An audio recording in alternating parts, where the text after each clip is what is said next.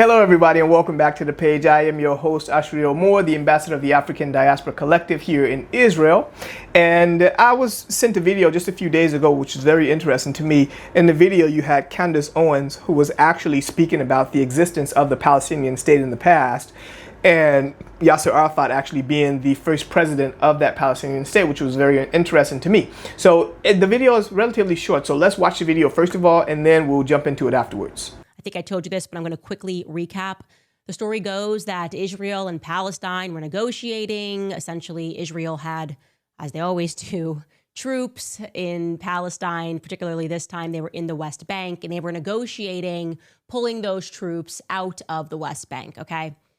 And Bill Clinton was hosting these negotiations in Maryland, and things were getting pretty heated between Arafat, Bill Clinton's, I'm the president of the United States, I've got power, here's what's going to happen. Bibi Netanyahu's like, what do you mean? We own the world. And it's just not looking good, okay? At least back when Palestine existed. He was the president of Palestine, Arafat. Okay, so first of all, let's deal with the facts, and then we'll go into my thoughts about it. The facts are that there was never a Palestinian state that existed. Yasser Arafat was never the president of a Palestinian state. Prior to the establishment of the State of Israel, there was what was called the British Mandate of Palestine. Then before that you had the Ottoman Empire. Before them you had the Mamluks. Prior to the Mamluks you had the Ayyubid dynasty. Before the Ayyubid dynasty you had the Crusaders. Before the Crusaders you had the Islamic Caliphate. Before them you had the Arabs. Before them you had the Romans. Before the Romans, you had the Hashmonean dynasty. Before the Hashmonean dynasty, you had the Greeks. Before the Greeks, you had the Persians. Before the Persians, you had the Babylonians. Before them, you had the separate kingdoms of Israel and of Judah. Before them, you had the United Kingdoms of Judah under King Solomon. Before him, you had the United Kingdom of Israel. King Solomon had the United Kingdom of Israel under King Solomon. Then before him, who established the United Kingdom of Israel, was King David. Now we're going back 3,000 years ago, and so in this 3,000 year period you could clearly see that there was no Palestinian state during this period of time all throughout. But what she's referring to is the Palestinian Liberation Organization. The Palestinian Liberation Organization was established in 1964. This organization's purpose was to fight against Israel, basically.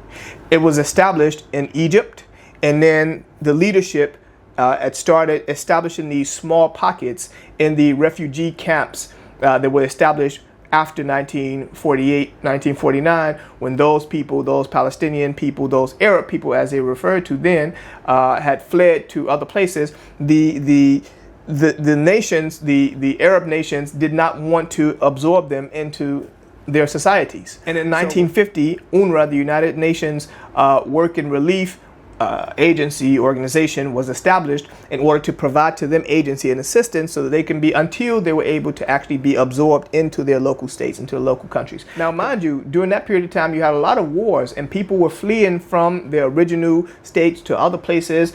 They also had swaps of peoples that had fled to one space, and the other people fled to the other space, and so they just swapped and allowed those people to return back to their home, and the others returned back to their home. There were a lot of things that were happening in the 1940s, 1950s.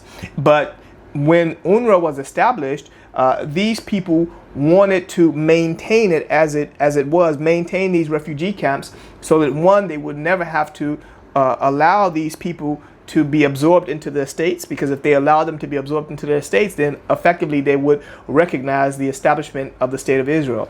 And so they created this perpetual refugee status specifically and only for Palestinians, even though in 1951, UNRWA was, even in 1951, the United Nations High Commissioner for Refugees was established.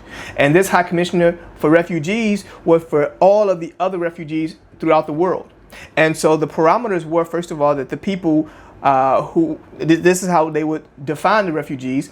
You would have, first of all, needed to be afraid or not feel comfortable or not feel safe to go back to your original country. And secondly, you could only have that refugee status for one generation. So that means that after the original people, the initial people fled from their original countries, after that generation, they're no longer going to be recognized as refugees. But the only people who are still recognized perpetually today as refugees in the world are Palestinian people. So when the Palestinian Liberation Organization was established in 1964 in Egypt, they then started establishing these small camps, right, in all of these refugee camps to start to train young people, right? They indoctrinated these young people, first of all, to feel like they were forever victims of the situation that, now mind you, the majority of the people were born in those refugee camps, or they were young, so they really didn't know what was taking place, but they gave the impression that somebody came, took their state, and then obviously kicked them out of their state, and now it's their responsibility to now fight until blood to restore their dignity, to restore their state. And so no, they don't want to be absorbed into these other countries. They want to maintain the idea of one day returning to Israel, to the state that a significant amount of them fled from, and also some people were actually exiled from, kicked out of their homes. Yes, that did happen as well. But nonetheless, I mean, nowhere else in the world do people still have refugee status until this very day. So what she was referring to as the PLO, this was an organization that was, and it's an organization that still is until this very day. And today, the president of that organization is Mahmoud Abbas in Ramallah. Right now, he's there. The organization still exists. Now, mind you, Yitzhak Rabin was assassinated in 1995, in November of 1995, when he was right in the midst of the Oslo I, Oslo II Accords. And so the reason why they had actually stopped was because he was killed. And so and who took his place was Shimon Peres, who was actually his deputy during that period of time. And so Shimon Peres effectively became then the prime minister. And in 1996, he went up against Bibi Netanyahu, who was actually a young guy who was coming in from the United Nations. He was operating as the United Nations ambassador, or the ambassador of Israel to the United Nations, basically. And so when he came in and he then ran against Shimon Peres, he won those elections in 1996. When he came in, they were looking for the way to be able to revive the Oslo I, Oslo II Accords, because they had effectively died off. Nobody was really talking about those anymore. Nobody was really working towards that any longer. And so those things weren't operating. And so President Clinton then came in, and he was trying to revive these things to get it going once again. And one of the things that he was talking about was he had invited Prime Minister Netanyahu and YASSIR Arafat to Maryland to discuss this, which was called the Y Plantation, or the Y Agreements, Y Accords or so. And he had invited them to discuss these things, basically to see how they could be able to revive this idea of the establishment of a Palestinian state in the West Bank, in Gaza, and in East Jerusalem.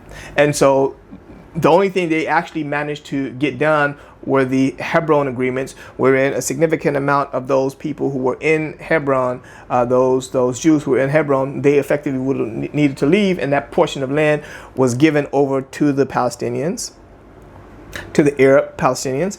And then the desire now was to discuss the further plans. How do we move forward now to implement the entire idea of what Oslo I and Oslo II was actually all about? And so the only thing they were able to do during that period of time was to start a slow process, right? A slow process of moving more of the peoples from, because they had divided the land to Area A, Area B, and Area C.